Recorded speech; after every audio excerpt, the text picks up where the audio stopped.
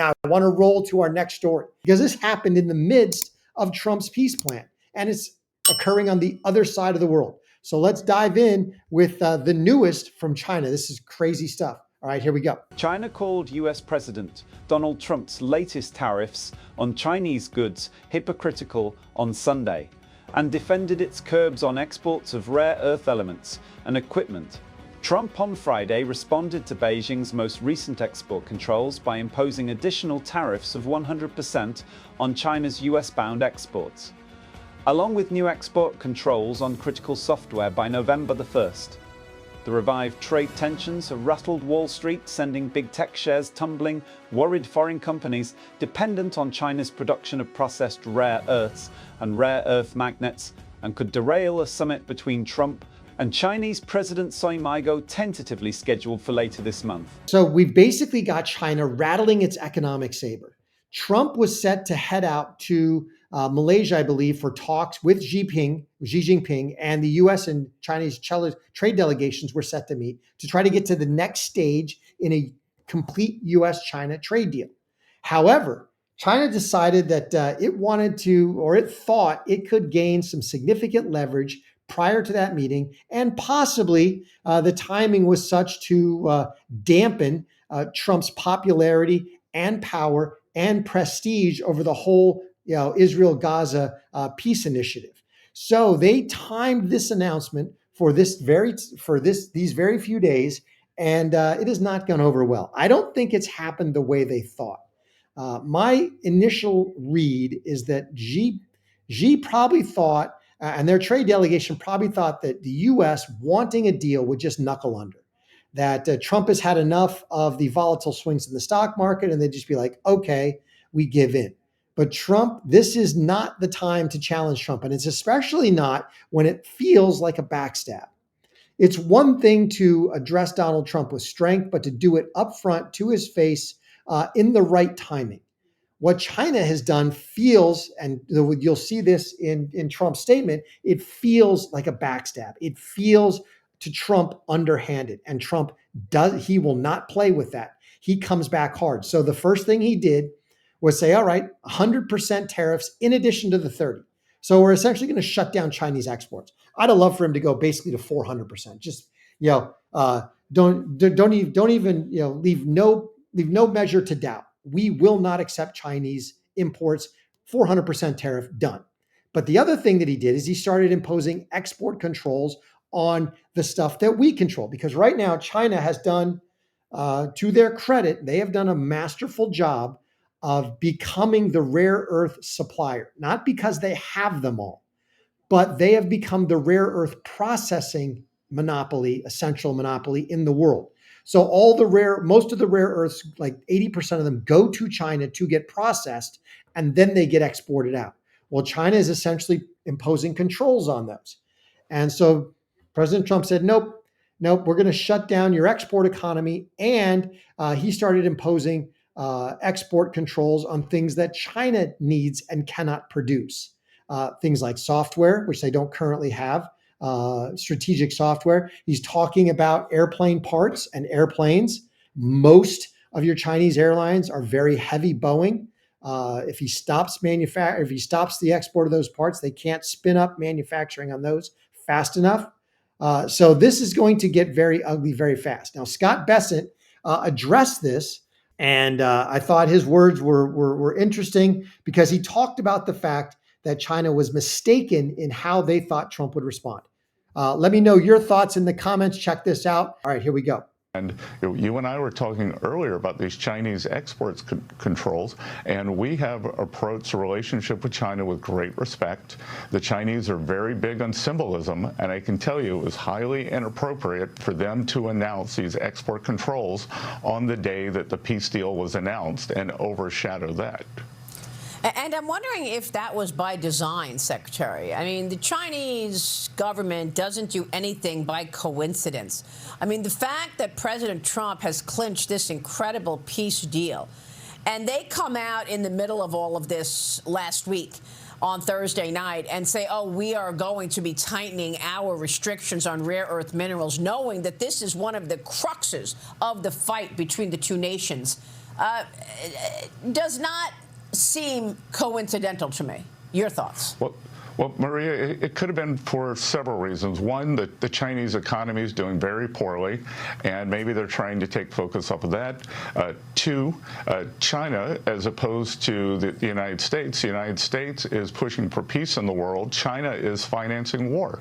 China purchases of Russian oil is financing the Russian war machine. They purchase Iranian oil, and we have been calling them out on that. So maybe it was to distract from that. And three, maybe it was a mistaken attempt to try to gain leverage before the two leaders meet in Korea in October. And I can tell you, trying to get leverage in front of a meeting with Donald Trump is a bad idea. And he turned the tables with his two very good tweets on Friday, talking about raising tariffs and implementing in any sanctions that we need to. Yeah. Right now, the governing thought, at least in the U.S. administration, is that for every monopolistic lever that China has, the U.S. has two. So the first two that Trump deployed over the rare earth export were export controls on strategic software and airplane parts, or the ones he talked about. So this is going to get very interesting. Now, I am with you, Reppins 12. This is what I voted for. I want China put in a box, and I want them disentangled from our economy. We need to repatriate manufacturing. So the things that we absolutely need to repatriate to America, and it's already in process. Semiconductor manufacturing, we need to make sure that all of our steel is manufactured here. We need to make sure that all of our pharmaceuticals are manufactured here, and we need to do our rare earth processing in America. Those are some of the strategic industries that have to happen here in the United States. Automobiles as well, because as rises and falls the automobile manufacturers and the auto industry, so does the U.S. economy in general. Now, beyond that, we need to disentangle from China. The rest of the manufacturing that China seems to do that is very prevalent is a lot of cheap consumer manufacturing. We don't need any of that. I mean, if that becomes very painful for a period of time, okay, fine. People can stop buying plastic crap. Because right now we still have manufacturing of electric utility components here in the United States, even though a lot of those, China has been the low cost supplier of those for a while. But we need to disentangle. China is our adversary. China wants global domination, and we need to deny them that by reclaiming our status as the lone superpower in the world, both militarily, economically, manufacturing, and trade. We are the largest consumer economy in the world, and because of that, we have leverage that no other nation has. We need to use that to repatriate our manufacturing to America, rebuild our middle class, and basically insulate ourselves from some of the levers that other nations try to use in the global economy. Now, we can certainly allow countries to do business here. We can allow them to manufacture in their own country and export here as long as they pay the tariffs, basically the 15% market access fee that's become the norm. And all of that will lead to American prosperity and American dominance while we still build things in America and repatriate American manufacturing jobs for our middle class. So I am all in favor of this. I want Trump to essentially decouple us from China as quickly as possible. And if that means that we couple, that we build much stronger trading relationships with a myriad of nations, Vietnam, Thailand, Cambodia, India, Malaysia, you name it. At the same time, Trump is also trying to navigate this situation with Ukraine and Russia, and the fact that China and India are buying, and China and India mainly are buying Russian oil and energy, which continues to fund Russia's war effort. We need to come down hard on both of them and say, no, as long as you're buying that, you're not selling into the U.S. consumer market. Our 39% of the global consumer market, if you think you can sell a whole bunch of stuff everywhere else, go have at it. But we need to use that leverage, the same leverage that Trump has used to get 8 peace deals. And so final clip, I just want to dive into Trump's very long, lengthy tweet that happened when this all took place. We're not going to read this whole thing. So some very strange things are happening in China. They are becoming very hostile and sending letters to countries throughout the world that they want to impose export controls, even if it's not manufactured in China. Nobody has ever seen anything like this. It would essentially clog the markets and make life difficult for virtually every country in the world, especially for China. We have been contacted by other countries who are extremely angry at this trade hostility, which came out of nowhere. Our relationship with China over the past 6 months has been a good one, thereby making this move on trade an even more surprising one. So I have been proven right.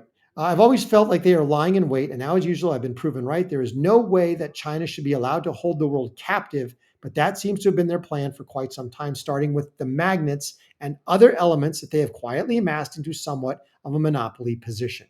It's rather sinister and hostile, to say the least, but the US has monopoly positions also, much stronger and far more reaching than China's. Namely, we have the monopoly on the world's consumer market. Number one. Things that are routine are no longer routine at all. I have not spoken to President Xi because there's no reason to do so. This was a real surprise, not only to me, but to all the leaders of the free world.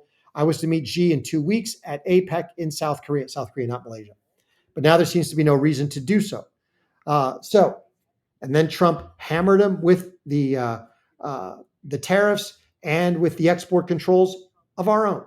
So we'll see how this plays out. But this is what I voted for. I want us decoupled with China. Let me know what you think in the comments. We don't need to be dependent on China for anything. Hey, if we want to get some low-cost options from China, sure. But only if we have American manufacturing to back it up.